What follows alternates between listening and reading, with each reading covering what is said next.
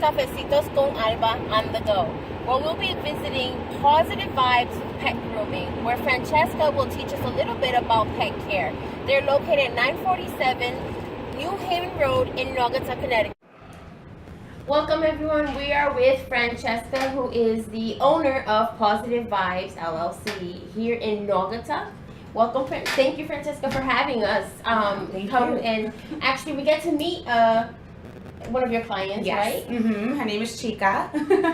So yes. exactly how did you start with the business?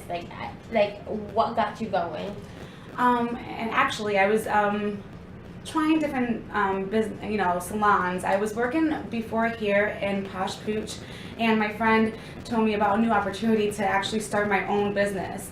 I was very nervous, but I decided that I wanted to do my own thing, and so I came here and decided to give it a try. So you are located in Naugatuck, but what's the exact address here? It's 947 New Haven Road.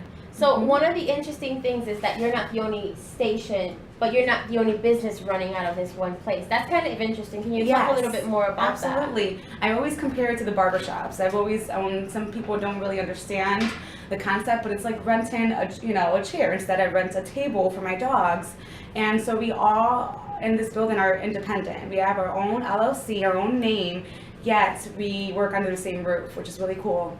And work with animals. And I one day working at McDonald's, I was like, how about Petco? PetSmart actually. So I went in there with my McDonald's outfit, and I decided that day that I wanted to be a dog groomer.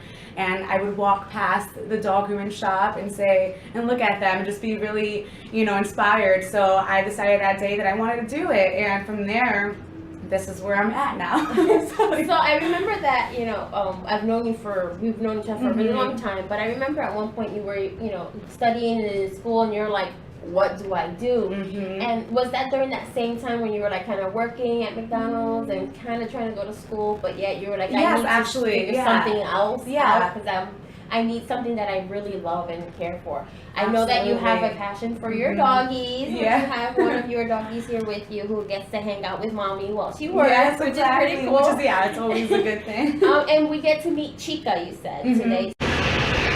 Hello, so we have Chica here, my first appointment of the day, and we typically start with bath, making sure their coat is very clean and nice and clean for their bath, for their grooming. So here we have our my station over here. We have our shampoos here, so we get them in a nice tub. Here we go. Hi, girly. I know. She's definitely a little nervous, Nelly. We've actually come a long way. And then we just put in a nice little safe loop. I know, girly. There we go. Good job. I do hand bathe my dogs. So I've, come to learn how many pumps of shampoo we put in here, because we have to dilute it. Today I am using the oatmeal and aloe shampoo. I use Earth Bath, which I really like. It's made in the U.S. and it just doesn't have all, the parabens and sulfates, any chemicals that we don't really need in order to get our dog clean. I already put a few pumps in here, and so what I do is just make sure I have warm water here for Miss Chica. Hi girlie, you ready? About hand bathing too is that, I kind of connect with them on a deeper level too. I can just give them little massages if they're too nervous. Gives them a chance to be a little bit more relaxed, more comfortable. Exactly. And we're able to connect a little better, even though some of them don't really like baths. It's okay. I try to make my best, to kind of relax them. I know, girlie.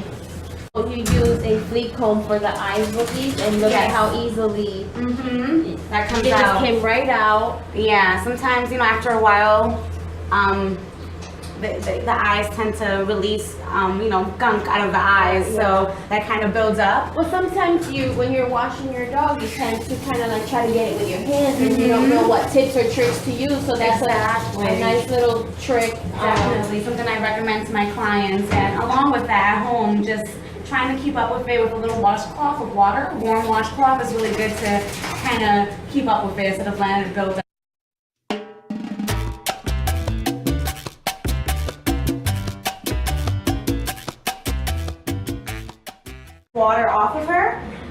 just, get a nice towel and get all that extra water out of the way. And then I like putting a towel under there so it catches all the water that I'm gonna dry off. I use a velocity dryer, which is right over here.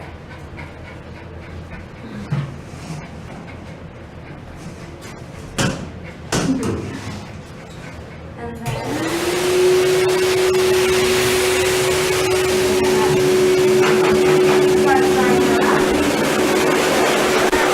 yeah, so typically when we get on the table, I like to start to brush it. Brush. I'm using the slicker brush for all the long coated dogs, and I really love this brush because the bristles are a lot longer and they're a lot softer compared to absolutely. You would think it's like a boarhead bristle brush. Exactly. I do want to compare these, the ones that you typically find at Petco are a little rougher. Oh yeah. As you can see, and they're a little shorter. So that's why I really recommend looking for a slicker brush that has longer bristles. It's just a lot more gentle, a lot easier for pet parents that are at home and that don't have much practice. So I like to start from the bottom. Typically we think that we want to start up here, but that's just a little harder. So I like to start from the bottom. You can tell she's already used to it. Yeah. Yep, she has a little leg up. So now, when you were giving her bath, you were using the flea comb to help get the gunk off the eyes. And now we're using this brush, which is, again, the slicker brush. The slicker brush. Yes. And we start from the bottom, not typically from the top. Yes, exactly. What is another common misconception that pet parents do, and you're like, oh, why did they do that to the doggy? There's so many. Which one? Which one do I pick? Well, they typically want to start with the comb. That's one misconception. They're like, oh, I couldn't get the comb through, and so, I couldn't brush the dog. The comb is a second step that you want to do after the slicker brush. Oh, so it's, the slicker brush will allow, to get all those little knots out a lot easier. You want to start with that. And I like to do small strokes. So you don't want to just go, like this. Yeah. You want to go little by little, small strokes. So almost like when we comb our own hair, we're supposed to go from the bottom and like little. Exactly. So the same That's thing the with same the concept with long-haired dogs. You definitely want to start from the bottom and work your way up. When it comes to brushing, especially a long-haired dog, you want to do it a few times a week. I would say if you can do daily, that is ideal. When it comes to long-haired dogs, it all depends on the length. For example, this length, I would definitely say daily. She is about 1 inch long. You want to brush daily for sure. She loves the camera. Yeah, she does. So those are some tips when it comes to brushing long-haired dogs, definitely. And how often do you recommend that they come to a groomer to get a full day of the spa type of thing? It definitely varies when it comes to the breed. And like I said, the length of the coat. When it comes to something like this, I would say you want to aim for every 4 to 6 weeks, because it's more maintenance, more attention that you need to give. If your dog's a lot shorter, the main thing that I want to recommend is just keeping an eye on those nails. So nails, you definitely want to do once a month. Otherwise, other grooming, you're pretty set for the short hair breeds, like the pits and the labs. So you can go a little longer. You can go 8 weeks. You can go 6 to 8 weeks. So it all depends on the type of coat. And also the type of pet parent you are. Sometimes you're like, nope, I like to bring them every so often to the pet groomer. But I just wondered, we have our own dog. We have a Papillon, and he has long hair. Yeah. And I always wonder, like, how often should he be brushed? How often should his nails be cut? And things like that. So absolutely. Especially this in between. Like I couldn't, like, if you can't make it to the pet groomer, it's almost like when you're doing the whole like hair salon thing. It's all the same, but for our pet kids. Exactly. Yeah, it all depends on how much time you have at home to dedicate to your pet too. If you're able to brush your dog daily, then then you're able to come a little later for professional grooming. So it all depends what your schedule looks like at home. There's so many factors to it, but my recommendation is keeping your eye on those nails for sure. So bring your dog in for nails at least every 4 to 6 weeks to make sure the quicks, because if you let it go too long, the quicks will grow longer. The quick is the vein, the vein on the nail. Yeah, you want to make sure that that's not growing too long along with the nails if you go too. That's why you bring your dog to the professional. I didn't know that the vein also extends with the nail. Exactly. And then most of the time you cut and you end up nipping. Exactly. And then you're like, why is my dog bleeding? Yeah, you'll see certain dogs that will go a long time without getting their nails trimmed, and you'll see that their quicks are a lot longer. She's doing so good. You're doing such a good job. She is. You're a good girl. Little knots here and there. You can see the dead hair that's coming out too. The little knots that we got out, and just hair and that's it was easy to clean it right off the brush. Yeah, right, easy just to take it off. That's why I love this brush, because it's gentle. It's not gonna hurt me if I go, if I use it too many times. It's not scraping me. So that's why I love this brush. And this brush is Christensen, but it's a little pricey. So I do have another one that I want to show later. That's more affordable. So, yeah, and it's part of your process. So you did your bathing, your drying, and now we're brushing. Yes. And then the next step would be, it's going to be... The next step, what I typically do is that I do their nails next. And then I like to do all the pre-work. So I'll do their nails, and then I'll start trimming up their sanitary area with the clippers and their pads.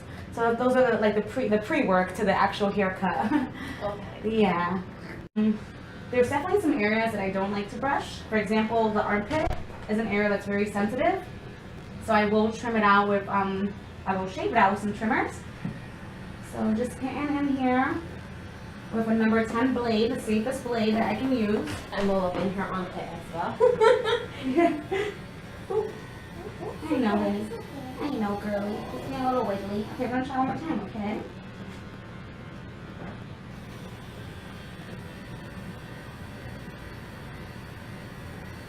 So we got some little knots there. You can see. I see. Yeah. Yeah, and there's still some in there.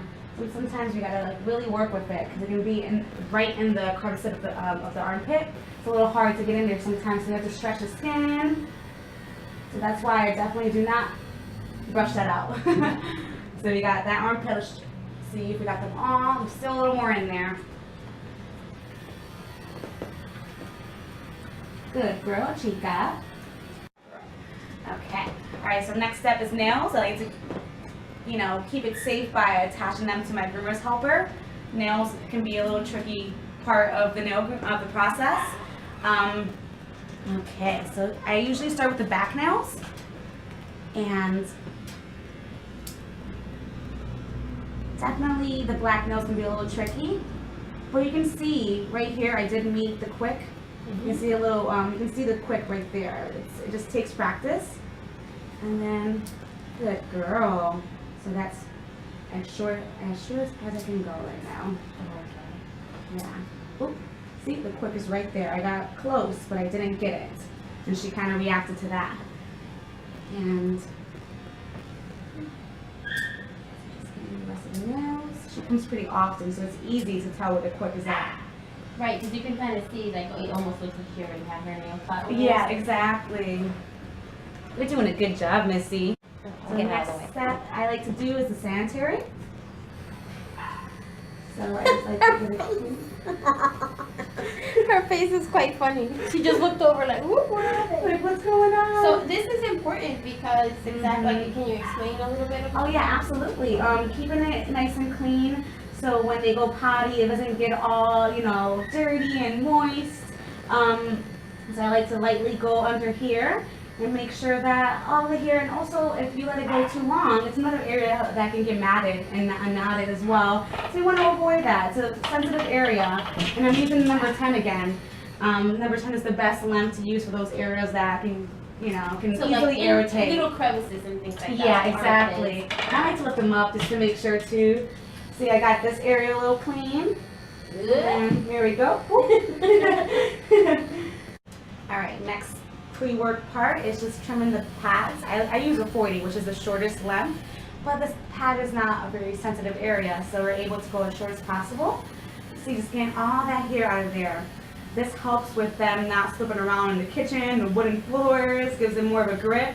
And Yeah, especially with the winter time and all the hair gets stuck to the pads. You don't want that. And it can certainly get matted here. I've had cats, I have had little doggies where they have mats within their pads. So just keeping up with this allows it to, you know, just maintenance-wise, keeps it nice and clean. So we have that, and you see the difference. Yes, you can actually. Yeah.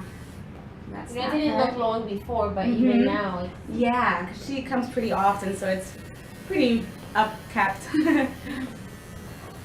Good girl. Steph, well, kinda. It's so now I'm doing the body haircut. Chica gets a 0 snap, which is 5/8 of an inch. And so I have my clippers, my actual heavy duty clippers, and have a 30 blade under, which is the correct blade to put under a snap comb. So here's a 0 snap, and put it on there, 5/8 of an inch. That's what Miss Chica gets. And yeah, so we'll get started. I'm gonna go on that side. I like to start on that side. and you go from top. Exactly. To bottom. Definitely top to bottom.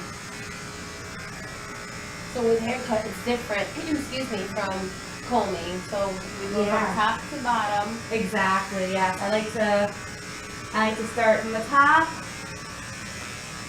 and work my way down. Typically start on the back of the body as well, just like that. And just getting all the hair off. It almost looks like she's not getting a haircut, but she is. Yeah. She has so much of it. Yeah. Pretty. There we go. You're doing so good, Chica. She is such a good doggy. Yeah, she's doing so well. She's doing so. So what are some pet products that you use with your own dogs and the dogs that you serve? Yeah, absolutely. So, absolutely start from the bath. We use a shampoo and conditioner.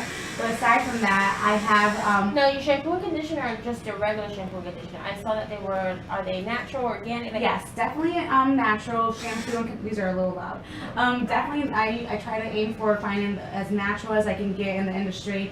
So I have Earth Bath, and I actually introduced Nudie. I'm trying to introduce a new brand as well that has very minimum chemicals. But aside from that, I do have ear cleaning that I have to do for my grooming process as well as my pet. And we use ear powder as well for certain breeds. We have certain breeds, I don't think Chica really has a situation, but certain dogs, inside the ear grows excess hair inside the ear canal. So the ear powder, I'll show you that right over here.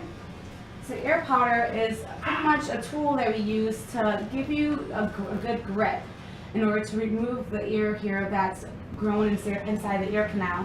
It also helps reduce, you know, the waxy buildup, and so it's a really good tool before cleaning the ear. So that's the step that I use for those dogs that have, like, for example, Bichons, Shih Tzus, Poodles. Those are some of the breeds that really grow a lot of hair. A lot of hair. Yeah, exactly.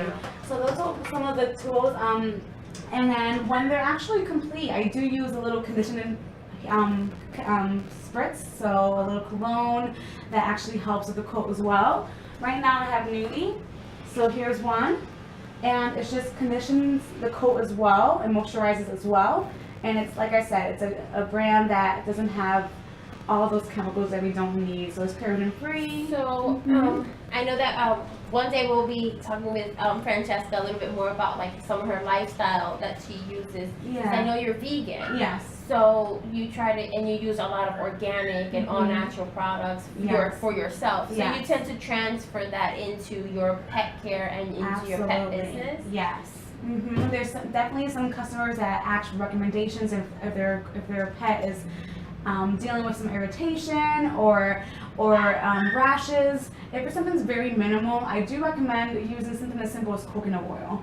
I think that it is antibacterial, so if a dog eats it or licks it, it's just healthy fat as well. Right. And I've heard, so they're not putting any toxins in exactly. their body. There's no worry of like, oh, my dog just licked this chemical off, their leg.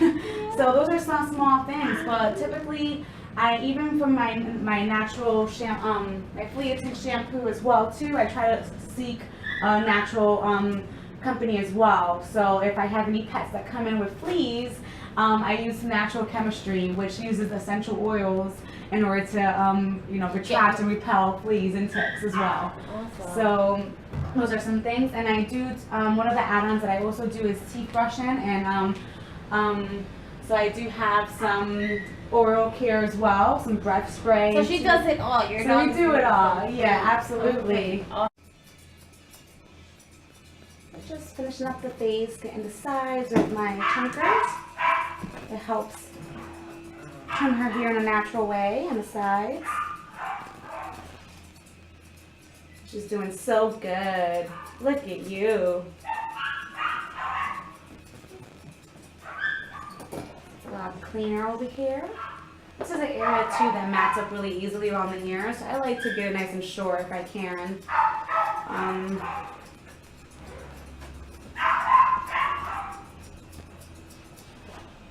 Good girl.